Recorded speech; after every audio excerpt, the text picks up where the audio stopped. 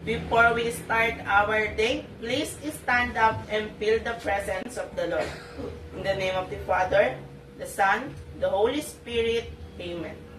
Angel of God, my guardian dear, to whom God's love, commit me here.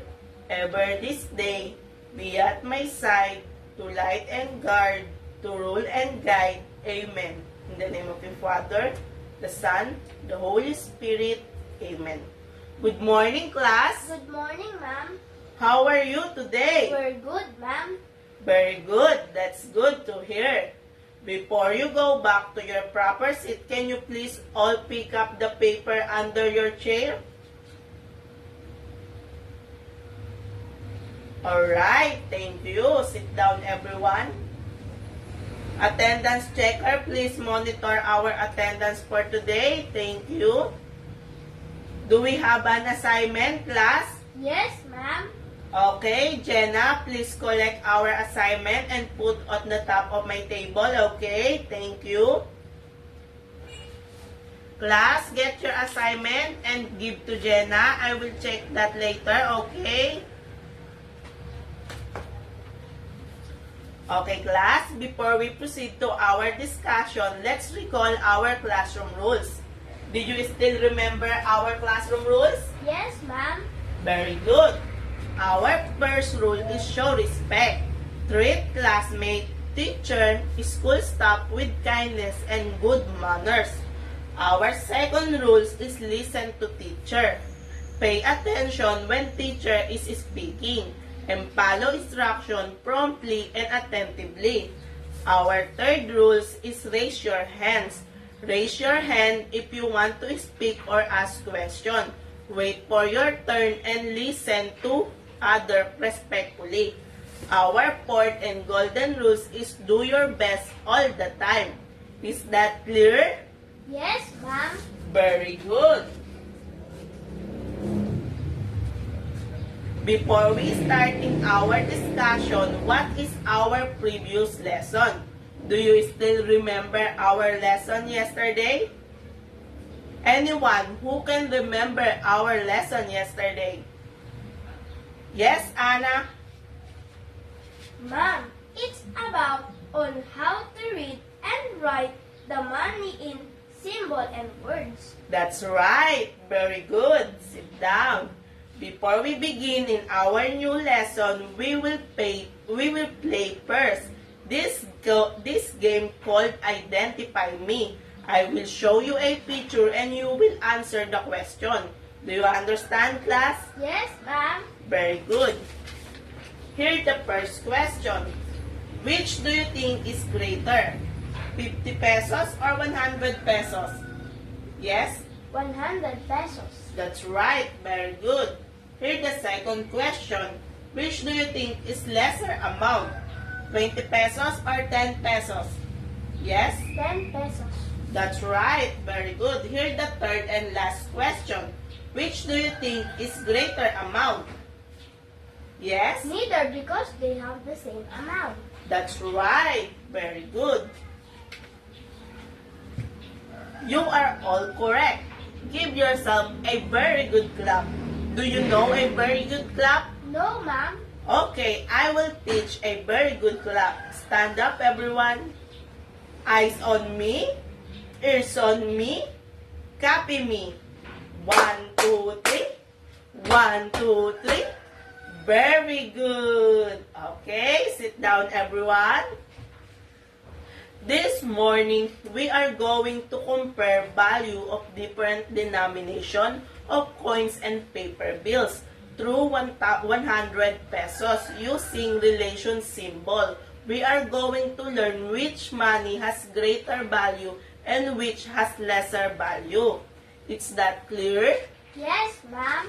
Okay, our objectives at the end of the lesson, the learners are able to compare value of different denomination of coins and paper bills through 100 pesos using relational symbol.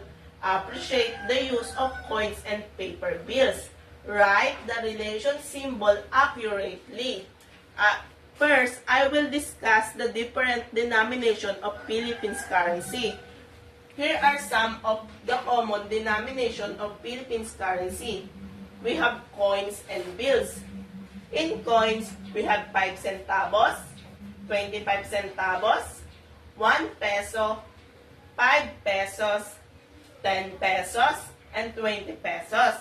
In bills, we have 20 pesos also, 50 pesos, and 100 pesos. Now, I will discuss the relation symbol.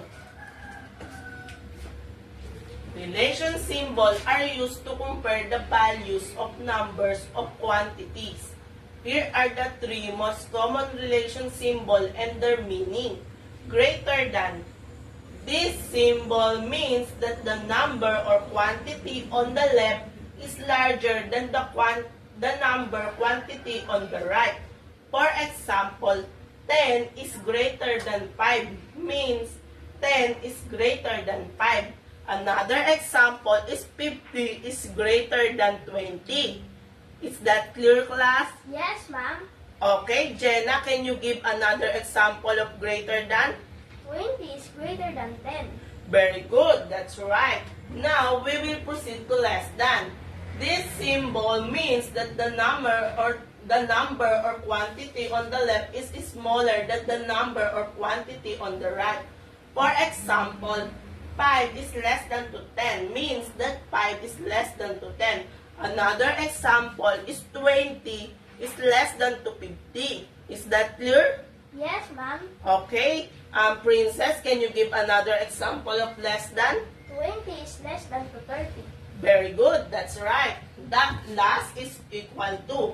This symbol means that the number or quantity on the left is the same as the number or quantity on the right. For example, 5 is equals to 5. Another example is 10 is equals to 10. Okay, is that clear? Yes, ma'am. Okay, Jacob, can you give another example of equal?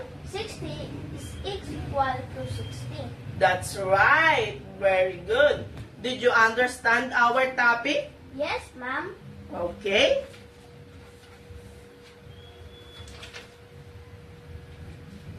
If you really understand our topic, I will give you a activity. Is that okay? Yes, ma'am. I will provide the worksheet and answer it quietly. Okay? Yes, ma'am.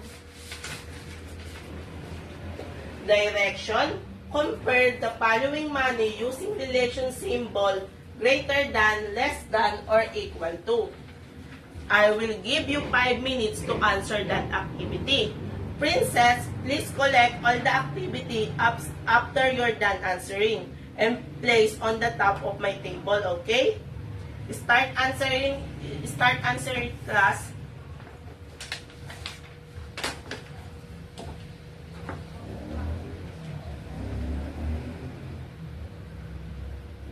Okay, class, time's up. Very good, everyone. Okay, class. In comparing different denomination of coins and paper bills, what relation symbol did we use? Yes, Anna? Greater than, less than, and equal to. That's right. Very good. This symbol means greater than, less than, and equal to. Is that clear? Yes, ma'am. Okay, very good. Before we end our discussion for today, I will give you another activity to see if you really understand our lesson. Is that okay, class? Okay, ma'am. Okay. Direction. Put check if the answer is correct. And X if the answer is wrong. Is that clear? Yes, ma'am. Okay, I will give you also 5 minutes to answer that activity. Alice, please collect all the activities after you're done answering and place on the top of my table, okay? Thank you. Start answering, class.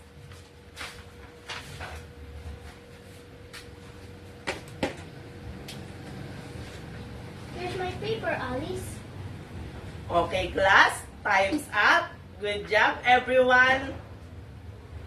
Now, get your notebook and copy what's on the board.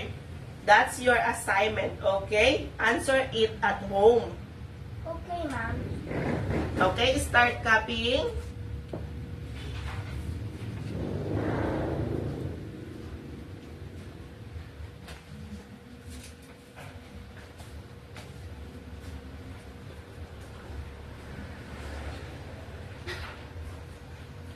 Are you done, everyone? Yes, ma'am. All right. All of you did a good job. Now give yourself a very good clap. Stand up, everyone. 1, 2, 3. 1, 2, 3. Very good. Thank you for your participation and listening. That's all for today's discussion. Now it's time to clean our room. Before going home, let's work together. Pick all the paper and arrange your chair properly, okay? A clean room will make you feel comfortable and ready for a fresh tomorrow, okay? Goodbye, everyone! Goodbye, ma'am. See you tomorrow! See you tomorrow. God bless!